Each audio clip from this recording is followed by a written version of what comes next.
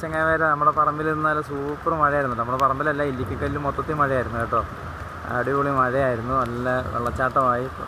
തോടൊക്കെ നിറഞ്ഞ് നല്ല മലയുടെ മുകളിൽ നിന്നൊക്കെ നല്ലപോലെ വെള്ളം ഒഴുകി ഇങ്ങനെ വരാനുള്ള അത്ര മഴ പെയ്തു കേട്ടോ.